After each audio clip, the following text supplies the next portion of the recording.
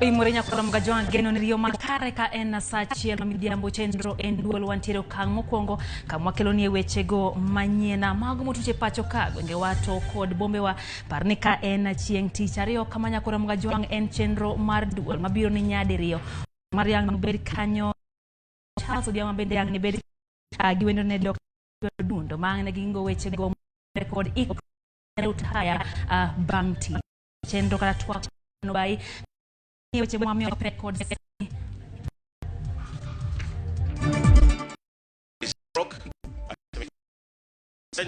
massive speed like keep here 65.71.6 61 actually Isiolo should be top of Baringo and then it's Baringo and then Merriman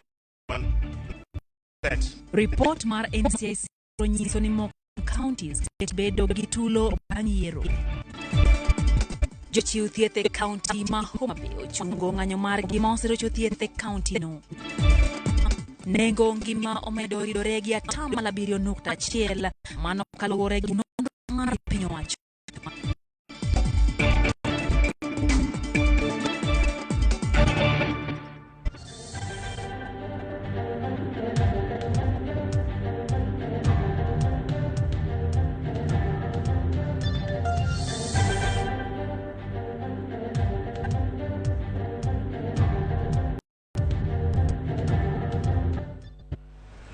Machegni nyakoro mgajwange chendro mar duol nyinga Lydia Okeyo kaja loko marwa en Elizabeth Otieno bed kodwa are chakruok nyaka giko kendo bet thuolo matudri kodwa leo mar otima chok menari adeka uchiel nono bende wantiere kache mbui mano kanyo Ramogi TV mabende ntiere Facebook live kanyo mabende nyalo luwo wechegi achiel kod achiel machiegni kwacha gi mago mutende kod wechego mag siasa jalar kom jatende piny Kenya gi otiko mar Odinga singo ne joket Nitelo mare biro keto ne ohala Raila kod jalup ne Martha Karua Ramogi joket mwandu gwebore ruok mar midendo ni European Business Council kama no ewi agenda tego hala yerno ma dubi mapuro where civil servants are themselves directors owning businesses which are contradiction of its kind. And we are going to this work permits in the country. I know this. But I want to give assurance when to address these issues. Make it easier for investors and workers or companies which have invested in this country to receive work permits as quickly as possible. Also, the startups, registration of new companies in the country, we're going to make it much easier. This rule of law question cuts across everything, including ease of doing business, including delays in licensing. I think it's the elephant in the room. And they definitely will be massive, there will be massive political will. We've been before with the government under President Kibaki in 2002. The government demonstrated political will, and Kenyans rose up in their thousands to support the government because it's something you can't do without support from the masses.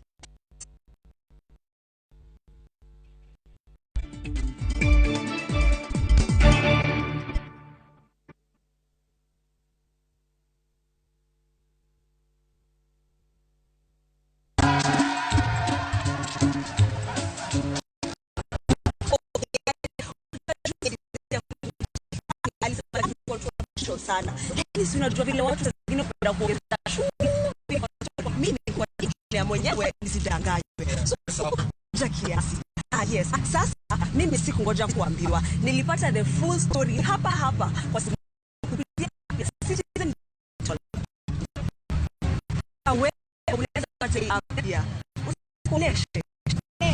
Stay informed on all the news and events as they happen across the country, the continent, and the world at large. Download Citizen Digital, Kenya's #1 news app.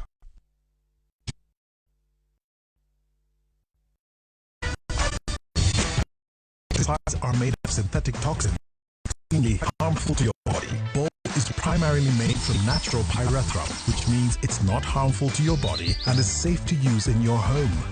Bolt, safe for you, deadly on doo-doos.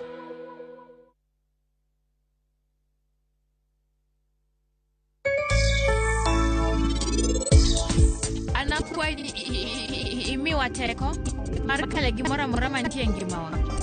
To no kabitimo tich manjore. Ok en tich marach. To en tich matek ahinya. Oboketo ngimani kama tek. Tich matek ema keloga mwandu madam. Kamano Aditi. Koro in kinindo ikitandani. Ibiro neno gima botimo. Sani winjo mana tapki.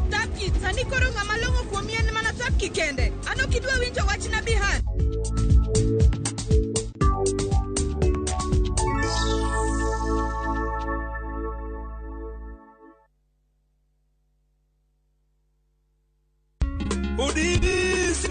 Higa bich ka higa bich, jopiny timo yiero mondo joma gioro otinegi e yo makonyogi. Kuo mar pesa jopiny gitiyo gi mbui marach mar ofis emomiyo e bang' ndalo 100 wadhi kedo gi mibadhi mondo mi mibadhi no ka wasekedo godo to watieko to wadhi yudo dongruok ma waneno ni mondo mi walosi mondo mi obed kare. Mane momiyo wasingo gi chir ni e ndalo 100 mwakwongo bedogo e ofis wadhi kedo gi mibadhi e ndalo 100 mochakore nikech king'iyo Mheshimiwa Yugi Magwang onge gi kes moro amora mar mibadhi e doho.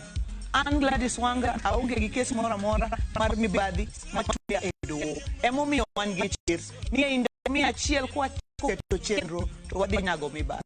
Wasingo ni genowa en go.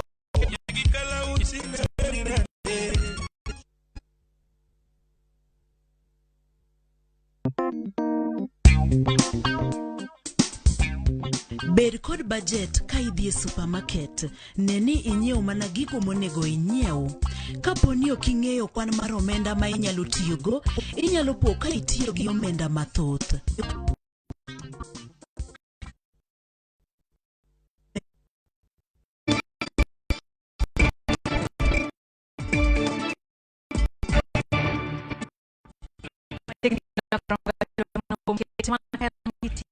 Weche manyien mago mochipacho kod pinje mako kama ni maintiere channel no Facebook kwa Scrito wacho kanyo ne Ramogi kare ka engineer Lazaro Kanyambok bende wacho kanyo diero iche mona no komedre kata kamano jima bende koro piny Kenya yiero no ma dwe maraboro metudi kodwa elayo marot machokari adeka auchiela no bende wantiere kanyo mbui Facebook live kamnyalo yude weche gi achiel kwa dhi mbele nyakona mga jwangu kelo keto kanyakla mondo obed motang' e kinde ithiro timbe ma kelo tu kota ama pachuka nyalo neno tu yiero madu mabiro jafo Olta Nyambaga mar wachno. Duol mochung'ne kod kelo Uganda jo kanyakla NCC kutela Reverend Samuel Kobia ochero lot moyiedhi mayang ni county Sugura idek bedo tule kin mag yiero ka ok mar tiro gigo manyalo kelo kwe. No NCC Western counties man kod malo manyalo bedo kod mag yiero county man kod tamalo praboro kod ang'wen na man kod tamalo praboro kod Kericho man kod tamalo Ontario, Kisumu, Tamalo Prabiro Kodabich, Prabiro Koduchel, Man Kodatamalo Prabiro Kodachel, Nota Praboro, a county Tamalo Manalo Bido Kod Tulo, Magiero, Mokelo Kanyakla County Marnarok, Mankot Prabiro Kodangwen, Nota Prade Kodario, Malasabit Mankot Prauchel Kodadek, Nukta Preo Kodangwen, Laikipi Mankot Prauchel Kodabich, Nukta Uchel, Baringo, Mankot Prauchel Kodachel, Isiolo Mankot Prauchel Kodangwen, Nukta Boro, Beru Mankot Tamalo Prauchel Kodachel, Nukta Nonwen, Kachel Kodbomet Mankot Tamalo Prabich Kodabiro Uchel. Gigo Manyalo Chalo Yuaruok, Nyolo Tulo Ben Yango, Kamago Gin, Dekolando Duok Yero, Weche Magathuye, Weche Miriambo, Obila kotiyo kod teko mathoth kuom jopiny noyo yiero kachiel kod kuom agombolo. Kata kamano NCSU nyiso ni pod inyal geng' tulo ma kamago kokalo neno ni duol matayo yiero IEBC obago yiero e yor adiera kendo thuolo, lando duoko kapok odeko, tiyo kanyakla kod riwruoge mamoko, e tiyo machiegni kod apisas mandiko duond buche mag siasa, kawo chik ne jok mobuono chik mag yiero. Ka bende doho dwaro ni mondo dhi nyime kod yalo buche mapiyo mag ng'ur bang' yiero. Bad migawo mar obila bende ni kod ting' mare mar tiego obila e timo nonro mapiyo, ng'uko ngufu mathoth kuom jopiny, ka bende Nakada, ma en duol makedo kod yedhe mamero ji, owinjore oked kod kuong' moko ma ok opwodhi kaachiel kod yedhe moko mamero ji. NCIC wacho ni ute mag fwambo nyaka chwal lendo e yor adiera kendo puonjo jopiny e wi ber mag kwe. Duol mandiko buche mag siasa kod bad migawo mar obila singo mar neno ni kwe obet yiero.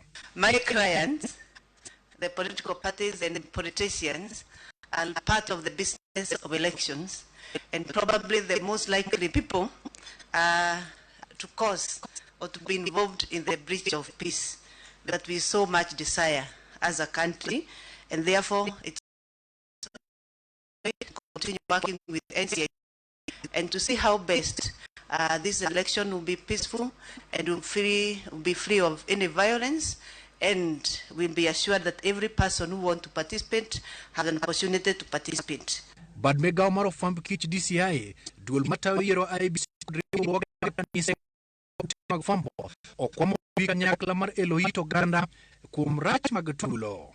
Every 5 years we are treated to heightened tensions, threats of violence, hate speech and political vitriol that threatens to throw us into violence.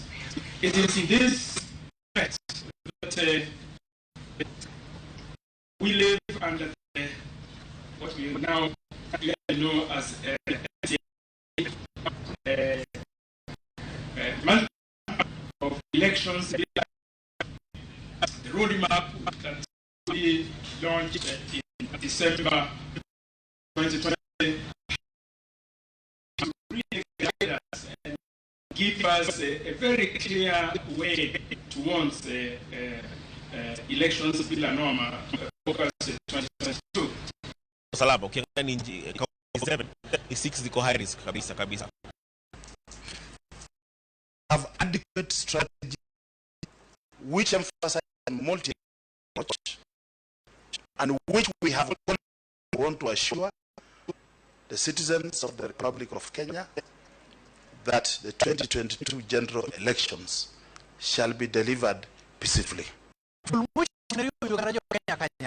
NCIC ojojo Kenya mondo nyamana kwe motelo ni yiero maduong'. Duol no ojojo Kenya mondo beda kicha kod kuonde matulo kata koko nyalo nenoe. Walter Nyambaga, Ramogi TV, Nairobi. Nyakurongo jwa kwa kitu tengi kata kapola hinya tomo tudre kod jog moda kidiero man nigi ng'ol oyudo riwruok mar jogo man gi ng'ol kod mamoko makedo ne ratiro magi dwaro ni tim lokruoge moko mar ariya mabiro neno ni ok oket gi tenge e chenro mar yiero ma idhi bagi e pacho ka. Yiero medo kayo IEBC hikruok mogi yiero no man yo podnitie riwruok mar so timo the persons and in CDPOK kule kumana midendo Action Network for Disabled oyuaga hinya chala mar kuonde goyo mbule pachuka kakoro to duol matawo IEBC oketagilwasi makare goyo mbulu kuonde ma goyo okuse ng'ato nyalo chopo yo maber ka ng'ol ma yoka wuotho gi okwache jomoko wuotho gi ntiere jogo mantiere e ndiga tiyudo ka mondo mi gichop kuonde goyo kura go bedo matek. IEBC wahakikisha kwamba siku ile kuwezesha walemavu wote kupiga kura kwa njia ya kwamba watahakikisha kwamba vile vyombo vya upigaji kura vinaweza kuwa na njia mbadala, tuseme kama viduta, ukipenda breli, ukipenda pia ziwe na zile zinaitwa piktogramu, ili kuwezesha watu wanaoishi na ulemavu wa akili tahira waweze kupiga kura. Pili, waweze kuhakikisha kwamba wale wanaitwa deaf blind katika yale maandishi yanaitwa kwa kimombo tactile imeweza kuwezeshwa. Don buche mapacho ka bende koro kwa mondo chiu thuolo mawinjore ne jok mane ging'ole campaign mage. The office of the Registrar of Political Parties to ensure that the realization of the provisions of Article 90 of the Constitution of Kenya to ensure persons with disability are nominated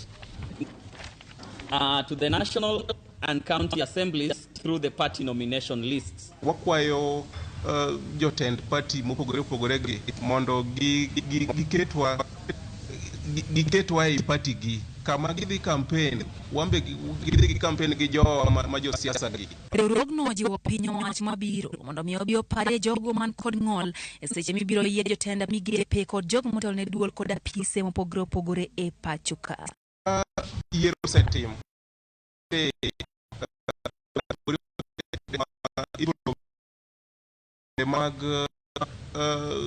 ibiro wal jogo mabiro bete kom mawakilisha jowagi e bunge, senate kod county assembly. Jowani nigi alo jowani tiere man gi experience kendo tiere tijegi kendo gin gi thuolo. Kata kamano yiero kod welo mitimo mane gi ng'ol mawuonre kako dwaro si mondo jogo miolem kabende gin ng'ol koso oyo. Kaka nosetimre higni mokalo yiero mar Elvario 17 joma ok rong'onde nomi thuolo mar wakilisha joma rong'onde. Tunajua ya kwamba wale vyama vingi vya kisiasa mwaka wa 2017 waliweza kuchezea walemavu shere. Ndiposa tukapata walemavu gushi, na pili tukapata kaunti 17 hazikuwa na wakilishi watu wanaoishi na ulemavu.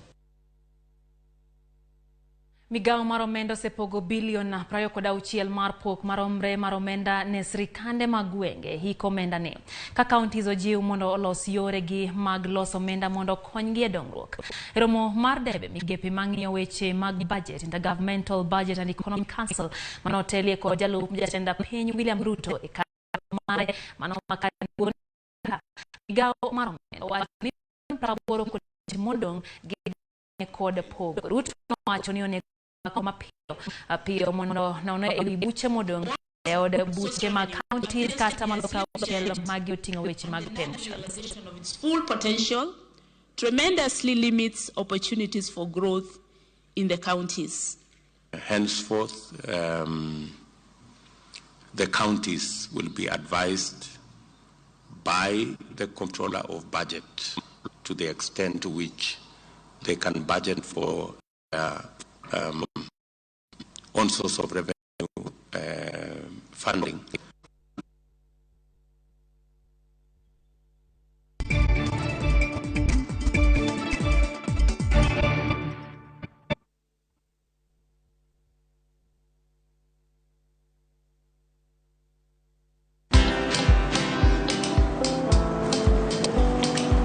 Niaje? Ni kama unashangaa kwa nini naangalia simu with so much focus, eh? Usishangae sana. Nimekuwa ndani ya story kabisa. Ni kama ile ya juzi. Ni kama nilikuwa hapo. Iki happen. And when this new market was being opened, ni kama nilikuwa hapo tu. Hata vile local tourists for a special rate at the coast, I was there. And when this new road was being commissioned, I was right there. Na hata wewe, unaweza kuwa ndani ya story. Wherever you are. Just the notice of news and events as they happen across the country, the continent, and the world at large. Download Citizen Digital, Kenya's #1 news.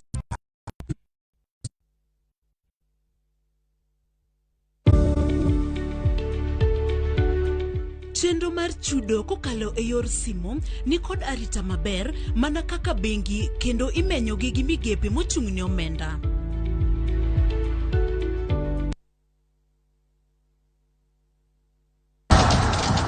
Nyasi mar Madaraka tarik 1 dwe mar auchiel higa 2022 odhi bedo rakruok e kind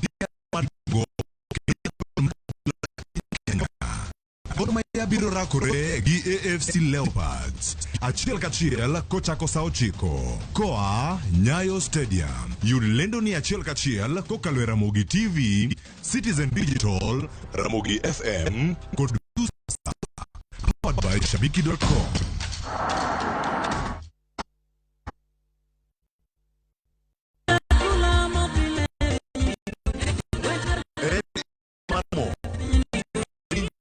Mangi en injili maler maber.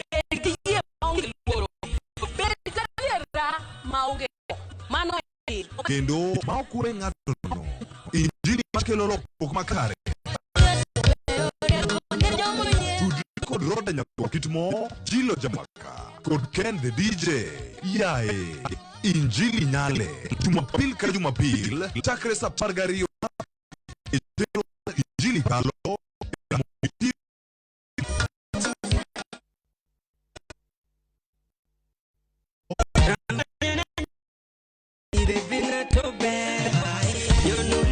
Angoma wayudo ka thum maliet romo gi miel maliet. Oya shake body. Yud mae twak marowere. Hello, news of the gender. Start with what you have, with what you don't have. Kikelo kod jolony mero.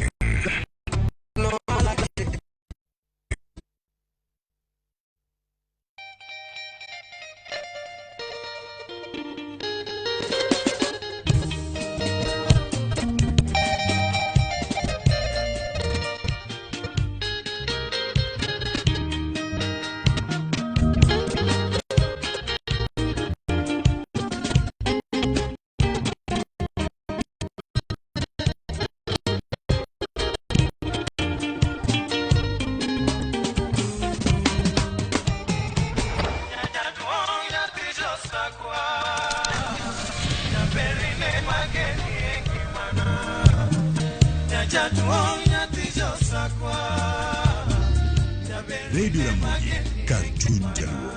Radio Ramogi.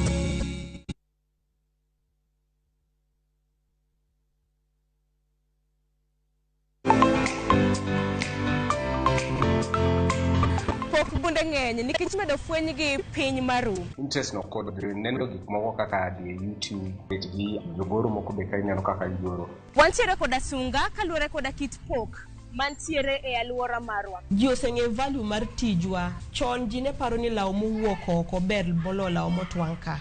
Wafwenyogi kendo wamiyogi thuolo mar nyisruok. Nitie jok mane industry mosebedo industry for so long. Los kodgi penjgi ni adwa loso nade. Kiyie mar pok kala chieng' tich ang'wen nyaka adek mar ogi kita an Sharon Ong'aw.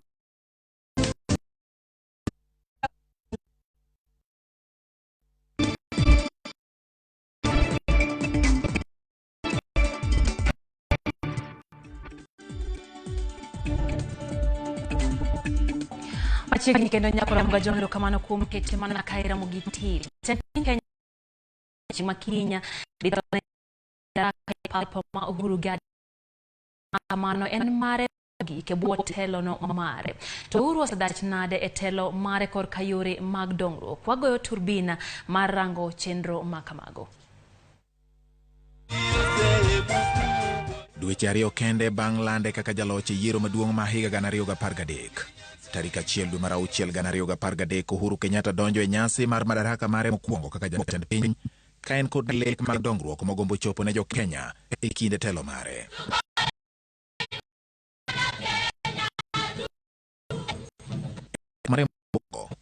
Uhuru Kenyatta chako kingi mag neno na ogoyo kanko kod achiel mar oganda. Tuwataka tufanye kazi pamoja nanyi, tushirikiane, tukijua ya kwamba sisi hatuna mashindano.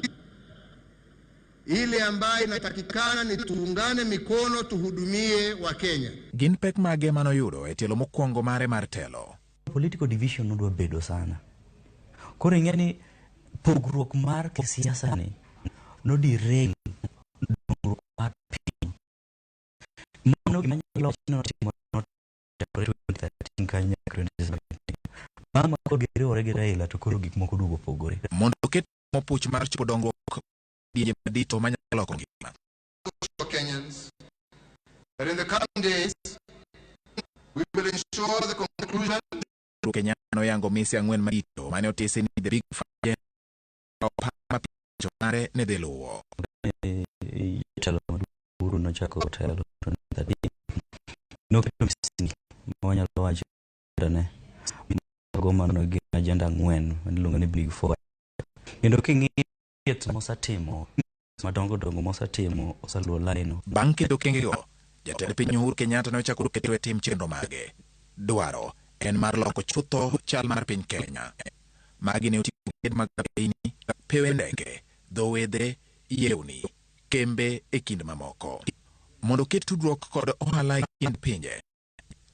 Uhuru ne ochako dho wedhe koting'o dho mar Kisumu, kata mana kaka dho Nam Chumbi. Gedono oketo malo nyadhi mar piny Kenya e kind pinje mamoko mag Afrika ma Ugwe. Onge gima ber mogik ka piny ni giwa umil kadho loka cha inyalo ting'o giri moro igol ka iter loka cha, to inyalo gomo gimoro loka cha mikel koni, to gimikelo koni ni inyalo golo koni miter kamoro e piny moro maonge ang'o, maonge wath. Koro bedo nwa gi wath maber kaka Kenya en gima ber mogik ne ohala. Nikech koro gima wanyalo wacho ni gidho kisungu ni miyo Kenya bedo strategic. Pewe ndeke bende ne ok owe chien mondo jiw yuto mar Kenya kokalo kuom welo ma jolimbe. Airport en gima connect pinje mabor. To advantage ma gino nego en ni onyalo miyo ji ng'eyo gima ntiere e pinywa. Joma jolimbe Europe kata nyalo kata tundo Dubai, ka wuok Dubai ta muda chiwo siko madaraka mar kwongo. Chiyo kambi mar riba taxe boma ma Eldoret. Chug tich ne jopur kod jema chiwe kambi. Bima ne omenda adogi. To dine mane sekalo bailouts man be wanya wacho ni osakonyo kambe gi kabisa. Nikech ngeni kambe gi lwar nikech in ne wuok makoro cartel ng'o import mag supplier e Kenya. To magi no dhio stop. Kata obedo ni moko kuom jopiny neno mar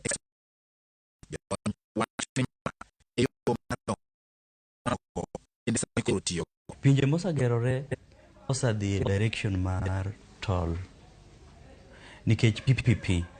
Nikech iyudo ka sirikal onge pesa manyalo gero godo nderni madongo gi, to nderni gi dwarore. Koro pinje rito were kaka wadhi yudo pesa migero go nderni gi. Koro momiyo ni PPP gi osebedo model mitiyo go e pinje maoko sana. Mondo ne piny Kenya obedo gi chiemo kaka achiel kuom chopo mise mage mag dongruok. Uhuru bende ne ochodore ne yewni mondo jiw pur e kuoyo pie puothe. E kinde mane Kenya loch kuom dwaro maduong' ne gi tuoche. Mondo ne ochop lek mar Kenya kwongo. Uhuru Kenyatta osebedo kaka mare gedo mar ute thieth ahinya ne joma yuto gi ni piny. Dongruok ma kama midendo ni the universal health coverage osekelo konyruok ne jopiny. King'iyo be osiptende no dhi gi the universal health ma kedhi osiptende kaka majowa joma ne dhi Russia. Iyudo ka idhi register gi siling 50 to itimo ni thieth nono. Kendo be odugo otimo ohakikisha ni jo ng'ato ka ng'ato register NHIF. Kesa register NHIF to koro inya yudo thieth. Ere kaka chenro gi nyalo konyo jopiny? King'iyo madaraka ne mokwongo nyaka sani en pod ka president wan koro wafikiria kaka wanyalo tiyo gi gigi monde watim ohala. Ka koro jatend piny Uhuru Kenyatta geno chiwo twak e nyasi mare mar madaraka mogik kaka jatend piny. Geno pod nitie ni dongruok mano chako ibiro tieki koda piny owacho mabiro kawo telo bang' yiero ma dwe mar 8 ma higani. George Bati, Ramogi TV. Nyakora mugero kamano kuom kete mana kae Ramogi TV nyaka seche gi bendero kamano kuom ote magi mago ma ichwale studio ka Moses Mbai wacho ka Kanyadundo Kevin wacho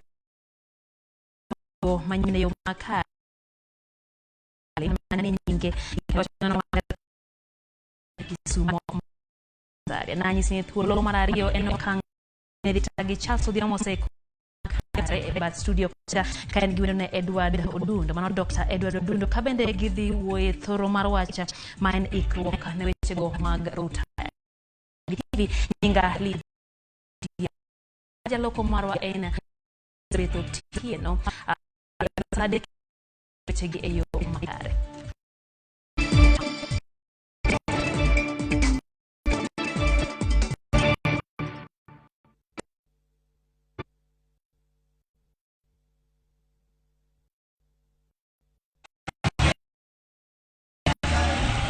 Diana Chiel marwa kaka jo Kenya. Tisha dek tarika chiel mara uchi fario prario gario. Jatend piny Uhuru Kenyatta. Dhita jo Kenya ego nyasi mari imprabchiko.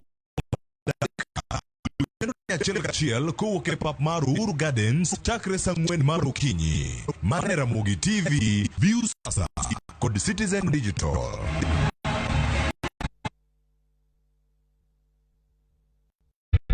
Introducing a way to earn cash every time you buy airtime. Simply dial *487*2#. Buy airtime, pay for electricity or water bills for you or someone else, and get paid papo hapo.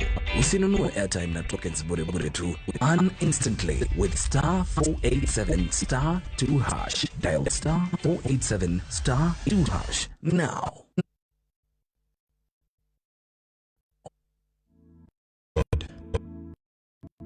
Thank you for today.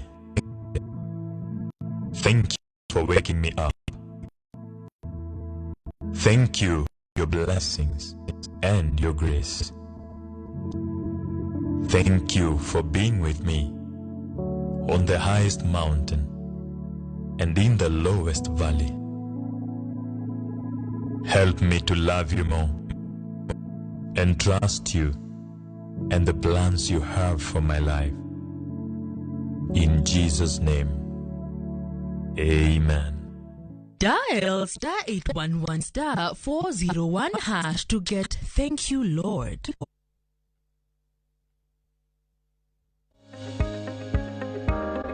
Luok lweti kinde ka kinde ka itiyo kod